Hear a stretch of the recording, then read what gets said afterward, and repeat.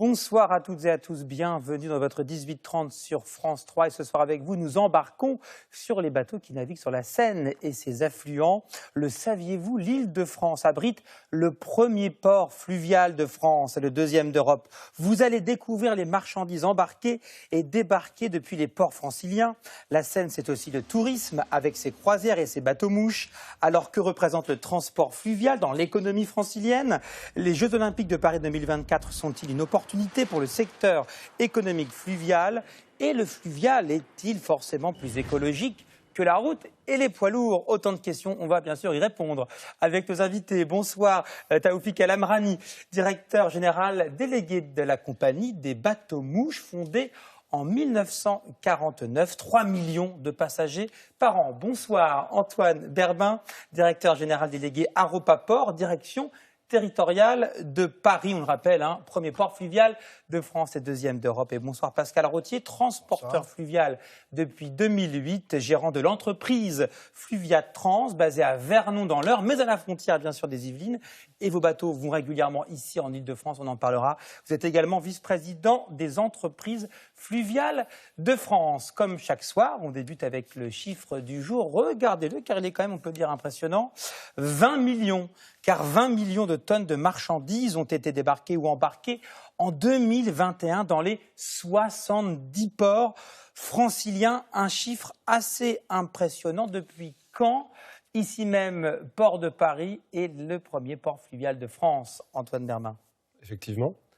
On travaille maintenant, vous savez, main dans la main avec le port du Havre, le port de Rouen et le port de Paris.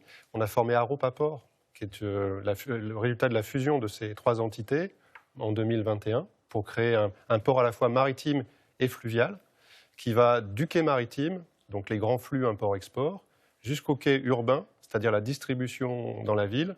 Et naturellement, ce qui nous relie au sein d'Aropaport, c'est la Seine et le transport fluvial dans toutes ses dimensions fret pour les marchandises, mais aussi ces dimensions touristiques en lien avec la croisière promenade, la croisière avec hébergement. Et donc voilà, c'est tout ça que l'on développe autour de la Seine avec des vrais enjeux économiques, mais aussi des enjeux écologiques, parce qu'on rappelle toujours que le transport fluvial est un mode de transport écologique, dans le sens où il consomme moins d'énergie à la tonne transportée, et il émet moins de CO2 également à la tonne transportée que la route. Et bien sûr, on en parlera. Donc pour celles et ceux qui nous regardent, Aropaport, c'est quoi? C'est port de Paris, port de Rouen et port du Havre. C'est important, c'est public? Exactement, c'est une entreprise publique. Aropa, vous savez, c'est Havre, Rouen, Paris. Et port, c'est parce qu'on est un seul port à l'échelle de la vallée de la Seine, du Havre jusqu'à Paris, en passant par Rouen. Et donc, parmi ces trois ports, port de Paris, 70 ports franciliens regroupés dans cette entité port de Paris qui fait partie de ce géant de l'axe Seine, Paris et maritime. Pour vous, Taoufik El Amrani, donc on parle de ces fameuses croisières sur les bateaux-mouches. C'est en croissance depuis de nombreuses années aujourd'hui, parce qu'après le Covid, ça a été compliqué de redémarrer pour votre activité économique très importante ici, puisque Paris, premier port touristique d'Europe. Tout à fait. Fluvial. Compliqué, oui. C'est toujours compliqué de redémarrer après un arrêt quasi total de l'activité. Ça a été le cas avec le Covid. Mais ça a démarré et nous avons tous la chance, pas seulement la compagnie des bateaux-mouches en tant que telle, tous les opérateurs sur la Seine et les opérateurs touristiques de façon générale, d'avoir un engouement actuellement pour le tourisme, parce que les gens, je pense qu'il y a un effet de rattrapage et les gens rattrapent un petit peu tous les moments perdus et l'activité actuellement est très très bonne, il faut le dire. Alors bien sûr, qui n'a jamais vu les bateaux-mouches, les bateaux de croisière ou les bateaux-restaurants sur la Seine, ça évidemment c'est une évidence pour tout le monde. Image d'Épinal même à travers la France et le monde entier. Moins connu quand même le transport de marchandises. Et c'est important, c'est pour ça que je me tourne vers vous Pascal Rottier, puisque vous êtes transporteur fluvial. Ça représente quoi la part du transport de marchandises sur les fleuves à l'échelle nationale ou même francilienne par rapport au transport en général de marchandises? Le transport au niveau national, ce n'est malheureusement que 2%. Seulement 2%. Aujourd'hui, de la totalité des marchandises transportées sur le territoire national. C'est-à-dire qu'il y a une marge de progression intéressante? Énorme. 98% à conquérir. 98%, puisqu'il faut bien évidemment pondérer cela par rapport aux zones sur lesquelles on observe ces phénomènes. Donc nous avons en particulier en France tout un corridor, j'allais dire, Grand Est et Nord-Ouest sur lequel on peut travailler le fluvial. beaucoup moins sur le sud-ouest, bien évidemment. Mais même sur ces axes-là, donc l'axe rhodanien, l'axe rhénan et évidemment l'axe Seine, il y a des marges de progression qui sont tout à fait intéressantes à aller chercher. Et puisqu'on parle de l'axe Seine-Antoine Berben, donc ici en Ile-de-France, on parle de la Seine, mais n'oublions pas également ses affluents, d'autres rivières qui sont également naviguées, notamment pour le transport. Qu'en est-il de ces affluents qui sont d'ailleurs ces affluents? Quels sont leurs noms? Alors, donc on a des ports effectivement partout en Ile-de-France, le long de la Seine, mais la Seine n'est pas la seule rivière ou fleuve navigable en Ile-de-France. On a des ports le long de l'Oise, le long de la Marne. On remonte également jusqu'à Lyon, qui est en partie navigable. Il faut avoir en tête que le transport fluvial de marchandises sur le bassin fluvial de la Seine, c'est 50% du transport fluvial de marchandises en France. Et nous, on maille l'ensemble du territoire francilien, qui est le premier marché français, naturellement, avec effectivement nos 70 ports. Émission passionnante sur le secteur économique fluvial et assez méconnue quand on parle de transport de marchandises. Pour tout comprendre, panorama complet, chiffres clés avec Morgane Prévost pour le décryptage du 18-30. L'activité sur la Seine la plus connue du grand public, c'est le tourisme. Les croisières promenades pour visiter la capitale depuis le fleuve, c'est ce qu'on appelle communément les bateaux-mouches. On compte 58 compagnies et plus de 130 bateaux. Et puis il y a également la croisière fluviale avec hébergement. 14 compagnies de croisière existent dans la région pour une vingtaine de paquebots. Au total, 8 millions de passagers sont transportés chaque année, ce qui fait de Paris le premier port mondial, le premier port de tourisme au monde. Et qu'en est-il du fret? 22 millions de tonnes de marchandises ont été débarquées ou embarquées en 2022. Parmi ces marchandises, on trouve des céréales, des biens stockés en conteneurs à destination de clients de grandes enseignes ou de commerces comme Ikea ou Franprix. C'est un secteur qui augmente beaucoup, plus de 25% l'année dernière entre Le Havre et Paris. Et puis la grosse partie de ces marchandises, elle revient au BTP avec 12 millions de tonnes de matériaux de construction transportés en 2022. C'est plus de 60% du trafic. À noter que ce trafic fluvial permet d'éviter la circulation d'1 million de poids lourds en Ile-de-France chaque année. Et l'entité Port de Paris est donc le premier port fluvial de France. Et deuxième en Europe, après Duisbourg en Allemagne, l'Île-de-France compte 70 ports. La région compte également des plateformes multimodales. Des plateformes multimodales, ce sont des ports où plusieurs modes de transport se combinent. Le bateau, évidemment, la route et le train. Et en Île-de-France, le plus grand se situe à Gennevilliers. Merci beaucoup, Morgane Prévost, pour toutes ces précisions. Alors, on cite les autres amis qui travaillent dans les ports ici en Ile-de-France, les grandes plateformes multimodales, à Limay dans les Yvelines, Bruyères-sur-Oise dans le Val d'Oise, Bonneuil-sur-Marne dans le Val-de-Marne, Évry dans l'Essonne, Montreux-Fautillonne. En Seine-et-Marne, est-ce qu'il y a d'autres projets de plateformes portuaires multimodales en Ile-de-France? Oui, on a deux types en fait de plateformes multimodales en Ile-de-France. On a des grandes plateformes, c'est celles que vous avez citées, et on va en construire une nouvelle à la confluence de la Seine et de l'Oise, qui s'appelle Port Seine Métropole Ouest, qui sera une nouvelle plateforme trimodale, donc à la fois fluviale, ferroviaire et routière. Et on va la dédier à l'activité du BTP. Vous l'avez vu dans la petite présentation que l'activité du BTP a besoin du transport fluvial pour transporter ses matériaux de construction. Et puis on a un deuxième type de ports en Ile-de-France qu'on appelle les ports urbains, parce qu'il s'agit de mailler au plus fin le territoire de l'Île-de-France, donc avec des grandes plateformes qui permettent de structurer les flux, sur lesquels on peut installer aussi des entreprises qui ont des process de construction, des process de tri, des entrepôts, mais aussi des quais ou des ports urbains un peu partout sur le territoire, parce que pour faire du transport fluvial, il faut charger et décharger. Donc il faut un point de départ et un point d'arrivée dans un sens ou dans l'autre. Et donc on a des ports urbains, une soixantaine, pour faire les 70 au global avec les plateformes multimodales qu'on a citées, qui permettent de mailler l'ensemble de l'Île-de-France. Pascal Rottier, donc transporteur fluvial, quels sont les ports franciliens que vous fréquentez et quels sont les matériaux que vous transportez ici par fleuve et rivière en Île-de-France? Alors, pour ce qui est des ports franciliens, je travaille avec l'une de mes unités, la plus petite d'ailleurs, pour le compte d'un des grands sabliers que tout le monde connaît, aux alentours de Montreux-Fautillonne que vous avez cité tout à l'heure. Donc il s'agit en fait de transporter des matériaux de construction qui sont de la matière première pour réaliser un produit fini.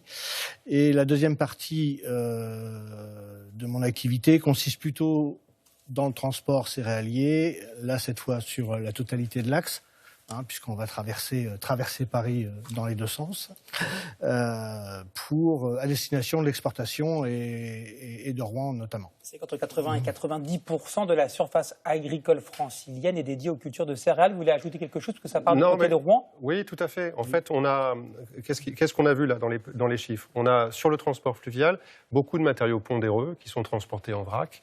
On a effectivement tous les besoins liés au secteur du BTP. Et puis on a aussi, et ça c'est à peu près 11-12 millions de tonnes par an, chargées, déchargées. Et puis on a aussi les exportations de céréales, les besoins propres aux céréales. Et les exportations de céréales se font par le transport fluvial jusqu'au port de Rouen, qui est le premier port exportateur de céréales d'Europe de l'Ouest, à l'intérieur d'Aropaport. Et puis ensuite, on a tous les autres types de marchandises qui peuvent aussi emprunter le transport fluvial.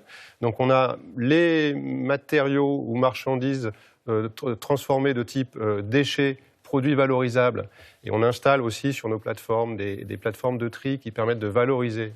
Et c'est un sujet naturellement très important aujourd'hui, lié à l'écologie, que la valorisation des produits. Et puis la quatrième partie du trafic, c'est toutes les marchandises que l'on transporte en conteneurs. Donc tous les biens de consommation finalement courants, qui peuvent être à l'importation ou à l'exportation, qui vont transiter par le port du Havre, donc toujours au sein d'Aropaport, puis être transportés par la Seine jusqu'au port de Gennevilliers, où on a notre principal terminal à conteneurs. Et donc là, on est vraiment connecté au reste du monde pour le commerce international, mais on utilise aussi des petits conteneurs pour livrer Paris. En logistique urbaine fluviale. Alors bien sûr, on évite aussi les embouteillages, c'est peut-être pas mal, c'est un peu plus simple peut-être de naviguer sur la Seine que des fois sur les axes routiers. En Ile-de-France, transport de passagers, c'est très important, tourisme.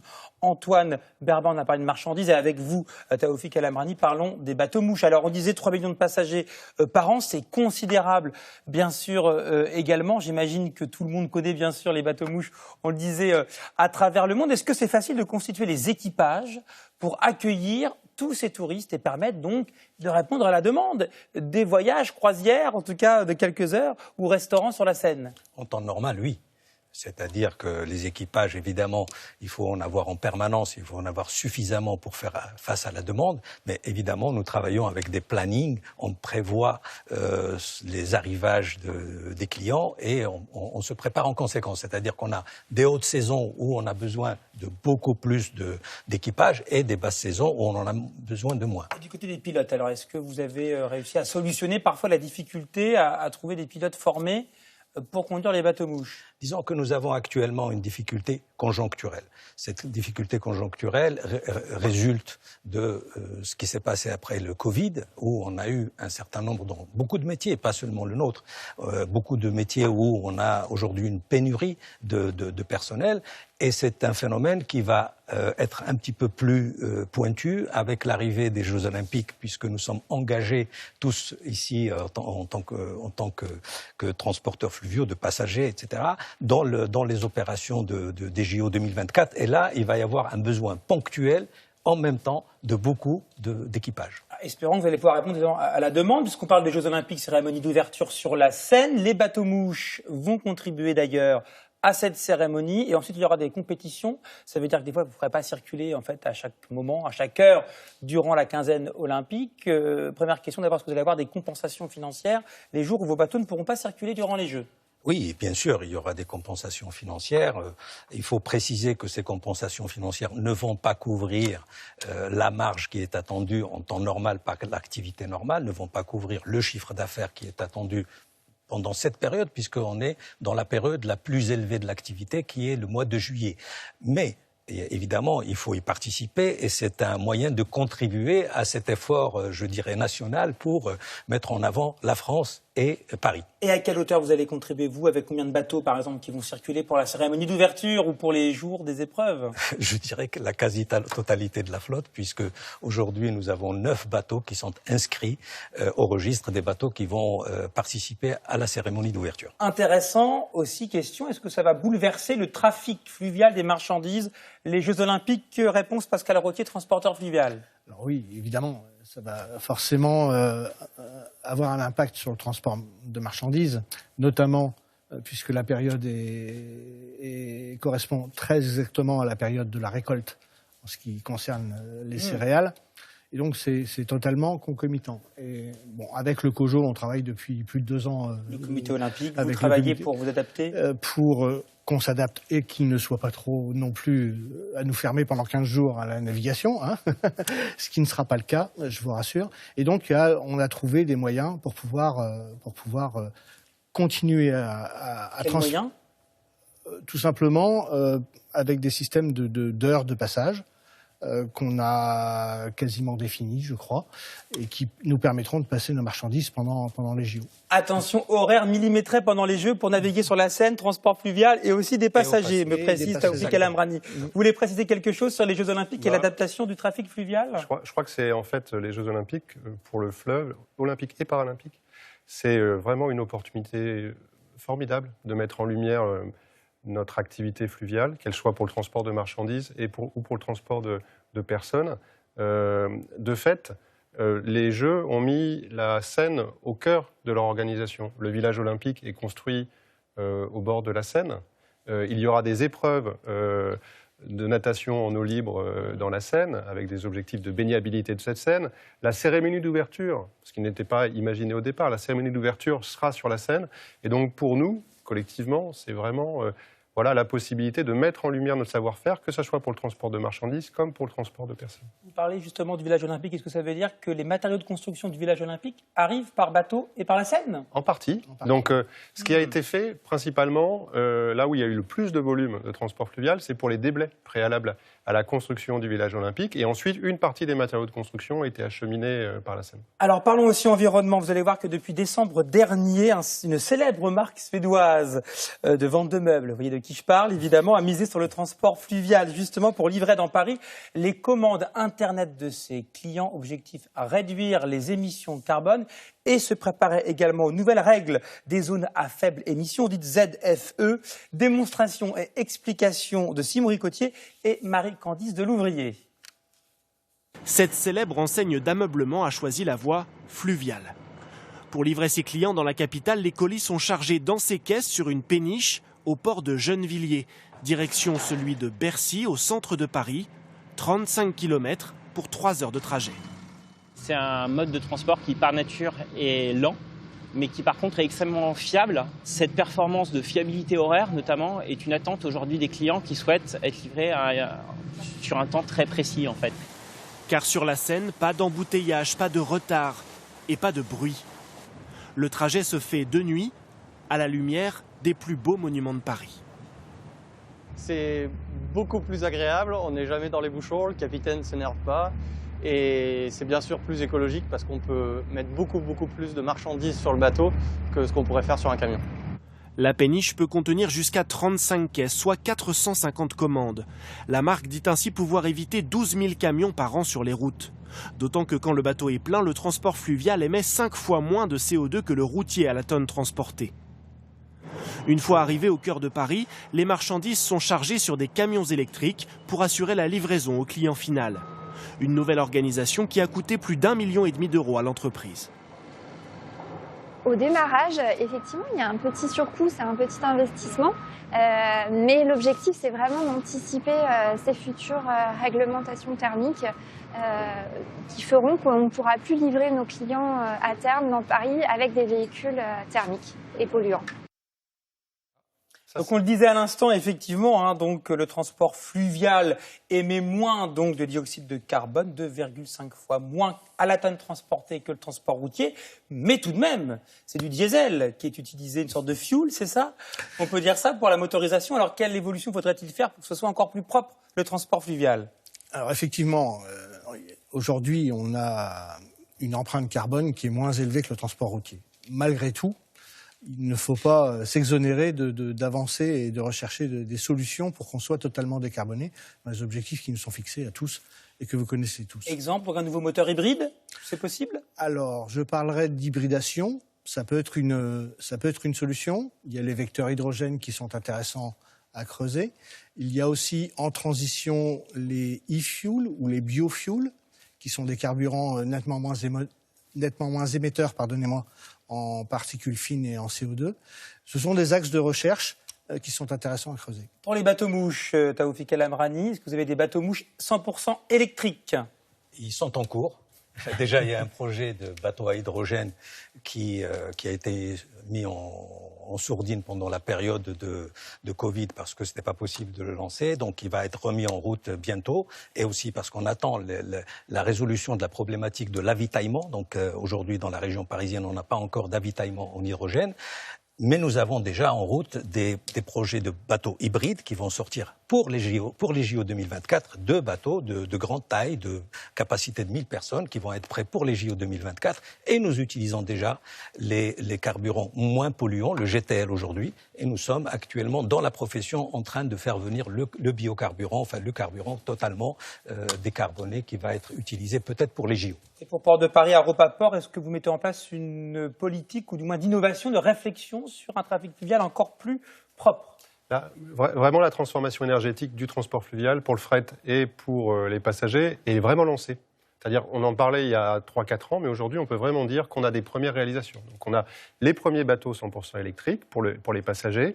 Pour les plus grosses unités, on aura des bateaux qui seront hybrides, mais qui navigueront majoritairement à l'électrique dans le centre de Paris. Pour le fret, on aura d'ici la fin de l'année le premier bateau à hydrogène, qui sera un bateau de logistique urbaine et de livraison du dernier kilomètre dans Paris. Donc on est sur une transition énergétique déjà engagée, mais il faut naturellement rappeler que pour autant, dans l'état actuel de la technologie, on est 5 fois moins consommateur d'énergie, émetteur de CO2 que la route. Donc on est déjà plus compétitif et on va encore améliorer cette compétitivité. Donc bien sûr, avec peut-être pourquoi pas à l'avenir une croissance encore plus importante du trafic fluvial ici sur la Seine et ses affluents en Ile-de-France.